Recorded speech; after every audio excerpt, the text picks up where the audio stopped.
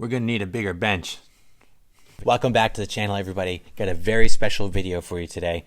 I got my hands on my very first 10th scale rig. This is the brand new ROC Hobby or FMS Mashigan. Now you guys knew it was only a matter of time before I got into the 10th scale rigs. I've been kind of working my way up with the Capra and really trending in that direction, but now FMS has really forced my hand by sending me over one of these awesome new rigs to try. And I really appreciate FMS. They've been great to work with, and I was really excited to get my hands on this thing. So this is my very first 10th scale rig, first time I've ever even driven one. So I'm gonna come at this video more from an enthusiast perspective, because you're gonna get my very first impressions of a 10th scale rig while I try to give you an objective opinion on this rig itself. But I'm not gonna get into the technicalities of it. There are other videos already out there that have really gone deep into this thing. Scale Builders Guild has done a fantastic video on the technicalities of this thing. So I highly recommend that video if you want to learn more about the nitty-gritty details of this thing. So I'm going to give you my first impressions from a visual perspective. We'll take a close look at some of the key features and benefits of this, give you my initial thoughts. Then we're going to look at driving impressions. I took this thing out yesterday for a good amount of time. We've been driving it and having a great time with it for a couple weeks now. So it's been awesome. So I'll give you my driving impressions, my limited comparisons, because I only have the little guys to compare it to. But in any case, I'll give you my thoughts on how it was to drive it and operate. And then we'll sum it all up and I'll give you my final thoughts on the Mashigan, some of my key takeaways. So with that, let's dive in and take a closer look at the key features of this thing. Starting with the key features of this thing, it is ready to run. You do need a battery and charger for it, otherwise it's ready to go. It's got this great red painted hard body to it. Lots of detail, lots of scale accuracy here. Just looks fantastic. It's got the matte black top, very authentic looking. Spare tire carrier in the back. Now this is optional. You don't have to put this on if you don't want to. It's got metal bumpers front and back. It's got that square headlight YJ look to it. 1.9 inch vented beadlock wheels with these Hyrax clone tires, very soft and squishy. Does have working headlights. These are the only lights that it has, and they are not able to turn on and off with the transmitter. It does flex pretty well. It's got coilover suspension, oil filled at all four corners, 4-link suspension front and back, steel C-channel frame with a nice flat skid plate there. The hood opens up to reveal your motor. This is a 35 turn 550 brushed motor, 2 or 3S compatible. This is also where your battery goes. The interior is where this thing really shines. You can open the doors with this very satisfying click to check out the awesome interior. Even the door panels, you look at the door panels, lots of detail there and authenticity. The rear opens as well, although I did notice a bit of a clearance issue with the spare tire on there, but it does open and close fairly easily. You just got to push that out of the way. The top comes off with 4 bolts to reveal the nylon roll cage. The top itself is very high quality, looks very authentic. The interior is where this thing shines, man. This thing looks super real. It's got that gauge cluster there. They do give you stickers to put in each one of the gauge pods. Lots of realism here. Just looks great on the interior. The seats are soft and squishy. And the steering wheel has a separate servo, so when you turn the wheel on the transmitter, the steering wheel actually turns. Close-up shot of the dash here. You can see what I mean with the realism and those gauge clusters. Shift knobs, pedals, just looks great. Comes with a FlySky transmitter, virtually identical to that comes with the SCX24. All your trim adjustments. It does have a beginner mode that you can use, and also has an adjustable fail-safe that you can toggle with the transmitter as well. Okay, now that we've talked about some of the key features, let me give you my first impressions on this thing. So I think it's gorgeous looking. FMS does a fantastic job with their scale, and that was one of the things that really struck me right off the bat with this thing was its actual realism. Now this is basically an unbranded Jeep YJ. You see you got the square headlights in the front here and this kind of iconic grille setup from the YJ.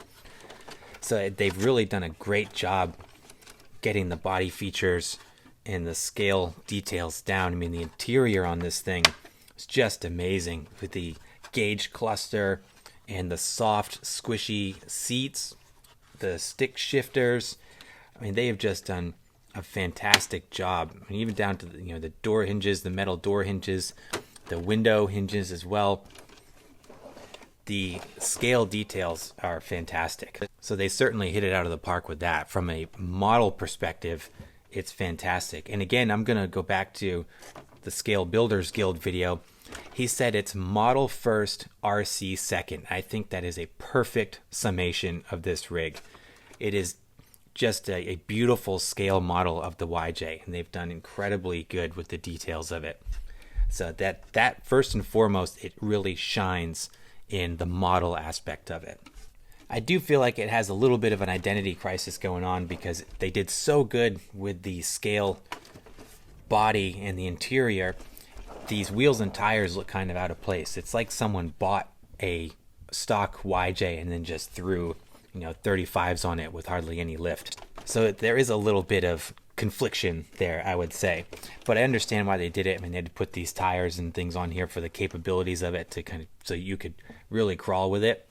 But it's interesting, these tires and wheels, they don't really fit the character of the body because the body is just so scale and so impressive from a model perspective. The fit and finish, the paint is excellent. It's got this nice metal flake red paint on it.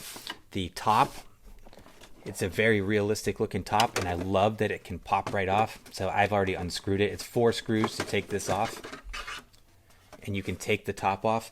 I personally think it looks much better with the top off myself. I like that look a lot. And it just really showcases this beautiful interior in here, and I think it just gives it a better, cooler look. I just like it with the roof off. The windshield can fold down, so it's just if you pop these 2 screws out that are currently holding the cage there, the windshield folds down, but there's no padding or anything on the hood. So if you're going to run it with the windshield down, I would be suspect of that because you're going to scratch up the paint and or damage the windshield. The hard body feels good. It feels pretty rugged. All of it feels very good. It feels very sturdy. The shocks I felt like they were pretty bouncy. They are oil filled, but it still has a little bit of a bounce to it. The tires, these kind of Hyrax clones, they are very soft and squishy. I do really like how they feel. They're on a vented beadlock wheel, which is what gives you that squish. So they have a really nice squishy feel to them. I like it a lot. 1.9 inch wheels, 4.7 inch tires, and a full-size spare on the back. So I just really like the appearance. The headlights, it has just the 2 headlights here, no other working headlights. A lot of other scale FMS rigs have blinkers and flashers and reverse lights, brake lights, all that stuff. This only has the 2 working headlights. That was one of the things I noticed, that there wasn't a lot in terms of multifunctional light aspect here, and they're always on. There's not a way to turn them off that I'm aware of on the transmitter. It's also very big. So I know that I'm new to 10th scales, but I felt like this was a very large 10th scale. Maybe I'm wrong. Maybe I'm just not used to the size, but I felt like this is just a very big rig here. So just my first impressions. But overall, I really like it. I think it looks fantastic. It feels good. It's got a great feel to it. I mean, for $330, man, what a rig. I mean, a lot of bang for the buck here, for sure. So let's move on to driving impressions now. I'll give you my thoughts on how it drove and kind of my first reactions to it and my first impressions of driving a 10th scale in general, and try to tie it all back to this thing. So just briefly, I want to give you my run and driving impressions. Again, coming from 0 experience on the 10th scale, I kind of approach this as learning how to drive a bigger rig, and then also gradually exploring the capabilities of this thing. So I started off just kind of on a mild trail run, just kind of driving down a walking path, hitting up some roots and some rocks, not a lot of aggressive terrain, just kind of working my way into the rig, learning how to drive it. And then I just kind of started hitting inclines and climbing up over bigger and bigger obstacles, gradually testing it further and further as I got to learn the truck a little bit more.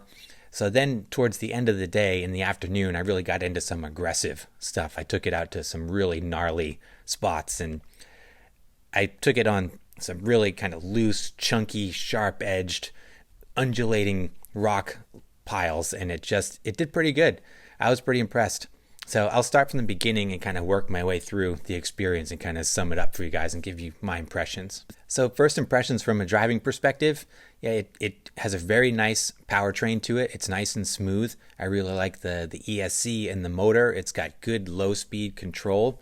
I think it could benefit from a little more power down low so that you had a little more grunt just kind of in the really, really slow areas there. But it did have a really nice, smooth and gradual linear power band. It was very just smooth and easy to control. Now I'm running it on 2S. It is 3S capable, but I've got a 2S battery in there now.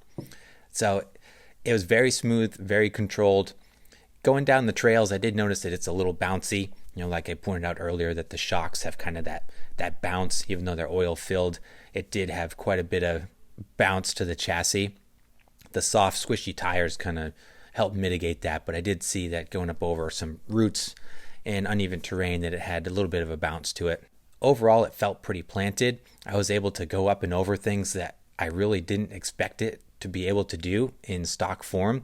So I was pretty impressed with how it did. When you do hammer the throttle, it's got plenty of punch. I was surprised when I really got after it that it had a good amount of power to able to, bump up over obstacles. Worked really good. The tires, I felt like they gripped fantastic. Like I said, they are soft and squishy, and they did a great job kind of conforming to rocks and over terrain to help this thing crawl. Did really good. I did notice that I would high center a lot.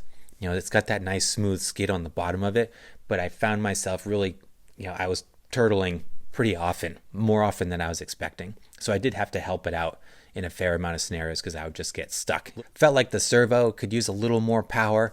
I feel like in some of the real sticky high traction areas, it was tough to get the wheels to turn at full stop. So I felt like it could have used a little bit more juice in the steering and maybe a little bit more steering range. And I felt like a couple of times I wanted just a little bit more sharper turning, but wasn't able to. And that's probably a byproduct of fitting these big tires on this kind of scale body without raising it enough to really give you that extra clearance. So I almost wonder if it could benefit more from smaller tires and more steering. Now, I don't know, just my first impressions there. As I started to push it more and more, I was really trying to find, what its limitations were and to see how much I could push it. It was interesting. It was an interesting experience. One, because it was able to tackle things, huge obstacles that I couldn't even conceive of with the little guys, right? So going after these big rock faces and logs and stuff like that, and being able to just bump up over those things, it was great from a driving experience to be able to drive over these things because it was totally new to me. The 110 capability is awesome. So that was a lot of fun. I did find that it worked really well when I started to push it. I was really surprised with what it was able to climb and what it was able to get over.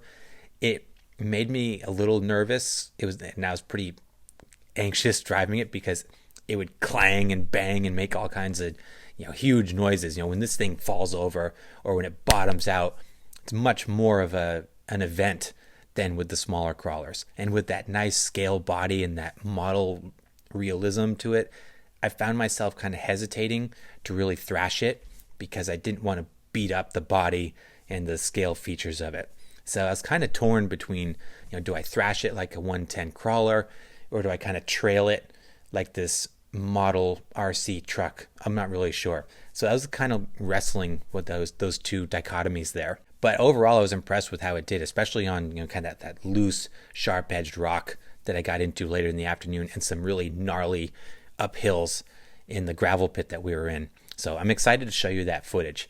So why don't I stop rambling and we'll jump into the run footage now, and then we'll come back and wrap this all up and I'll give you my takeaways and my final thoughts on this thing. So let's check out the run footage.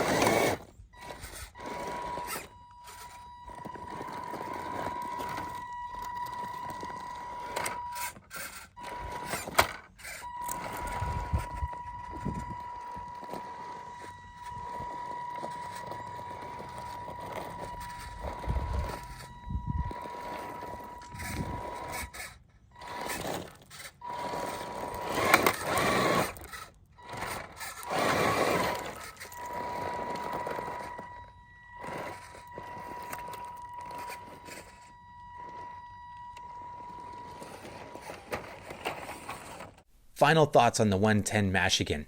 Let's do the pros and cons here. Let's start with the pros. So pros, number one, I think, is the price. And there's a lot of bang for the buck here. So $329 for a ready-to-run crawler slash scale model trail truck. I think there's a lot of potential and a lot of bang for the buck here.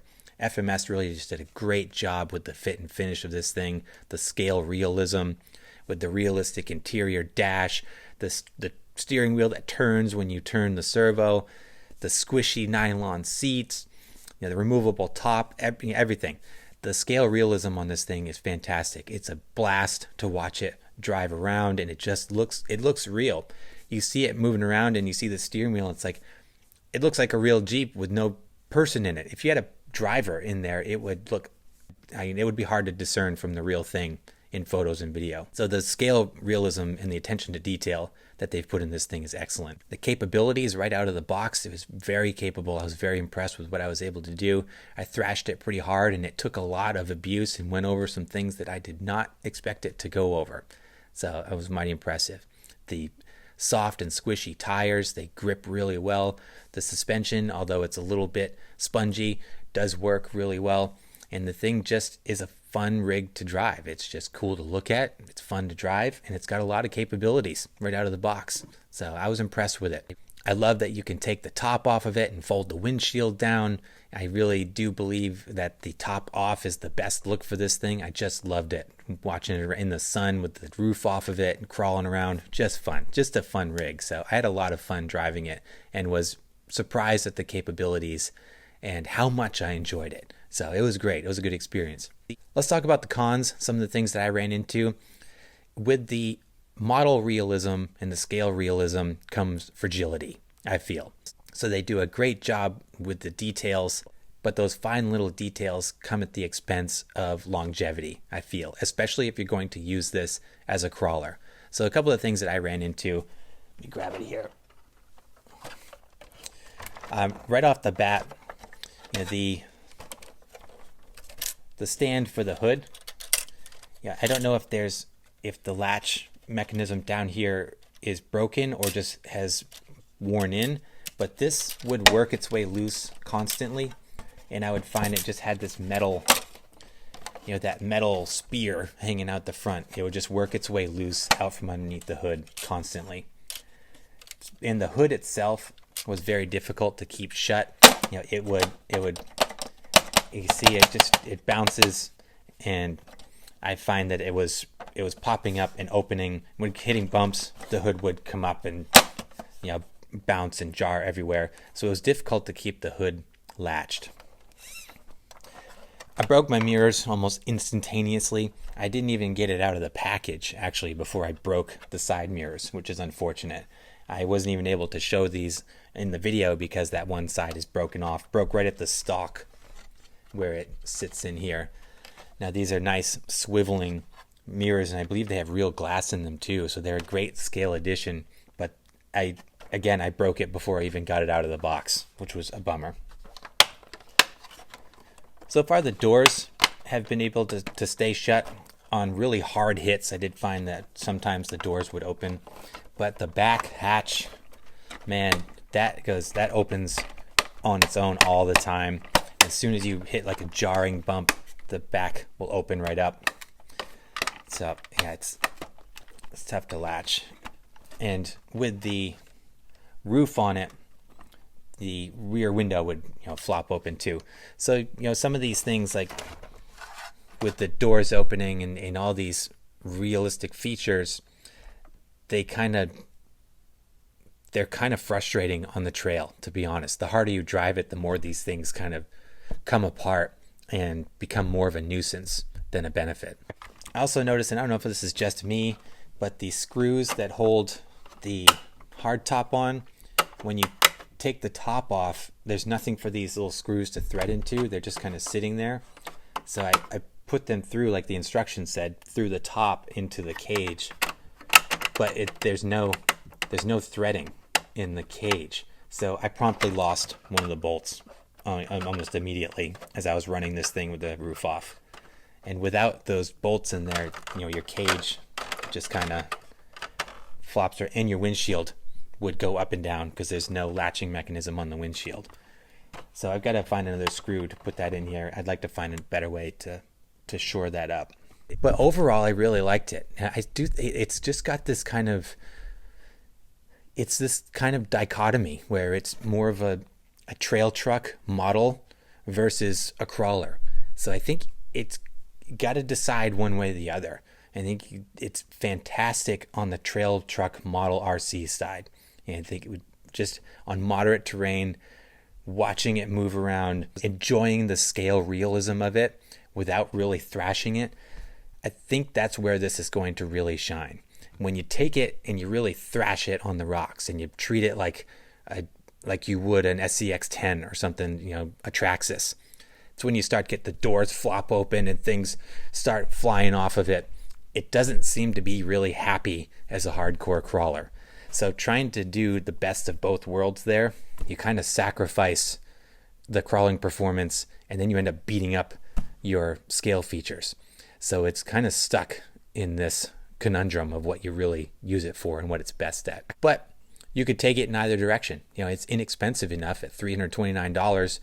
You could take a couple $100 that you would save on this over another 10th scale rig and you could put it into really building it out as a realistic YJ model, or you could go the crawler direction and really start upgrading the motor, servos, suspension. You could start doing the performance aspect of it. So I think it's got potential for the best of both worlds. I really do. I think it's a great platform and the cost of entry is so low that I think that's going to be appealing to a lot of people. So overall, I really liked it, and I'm super happy that I got my hands on it to try it. And you know, Axel promptly stole this thing right away from me. So now I have to get another 10th scale rig. I just have to, because he can't be the only one driving the 10th scale, right? So now we've opened up Pandora's box and we've got a 10th scale rig on the bench. Not only was this a great rig to try out, but I think we have now opened the door to bigger rigs on this channel, and I'm excited to check that out. So I'm going to wrap it up there. Let me know your thoughts down below. What do you think of the 110 Mashigan? Are you going to try one out? What do you think, trail truck or crawler? I'm anxious to hear from you. As always, I appreciate your time. Please like and subscribe if you haven't done so, and stay tuned as we continue to expand the channel now that we have opened Pandora's box and we've got the bigger scales in the little garage here. It's going to be a whole new world, and I'm anxious to share it with you all. So we'll see you in the next video.